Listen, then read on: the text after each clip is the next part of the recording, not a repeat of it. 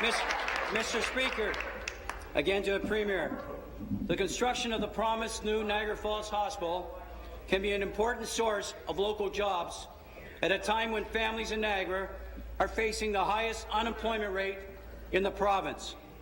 What guarantees can this government give to the people and companies in the Niagara region that the construction of the new Niagara Falls Hospital will hire local and buy local? Minister of Citizenship, come to order.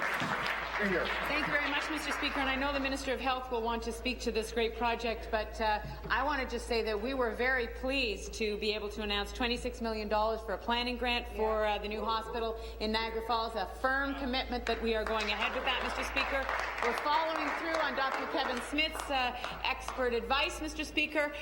It was very clear, actually, during the past few weeks that it was not necessarily the position of the NDP to build that hospital, Mr. Speaker. There was a real lack of commitment, and it wasn't clear whether the hospital would be built in Welland or somewhere else, or all the other services would be kept in place, and the hospital would be built in Niagara Falls, which would be a particularly irresponsible position. So I'm very, very pleased that we are committed to better health care in Niagara Falls. We're committed to building the hospital, Mr. Speaker, and we're following through on that commitment. Supplementary.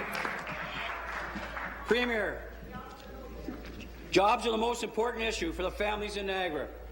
When it comes to building large infrastructure projects, this government should be looking to create as many local jobs and opportunity for workers, engineers, architects, contractors, to shore up the local economy in Niagara.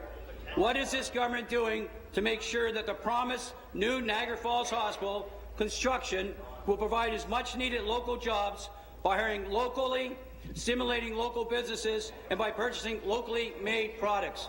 Thank you. Thank you. Minister of Health and Long-Term Care. Minister of Health, Long-Term Care. Well, Speaker, I am delighted that we finally have some clarity about where the NDP stands when it comes to the construction of a new hospital in Niagara Falls.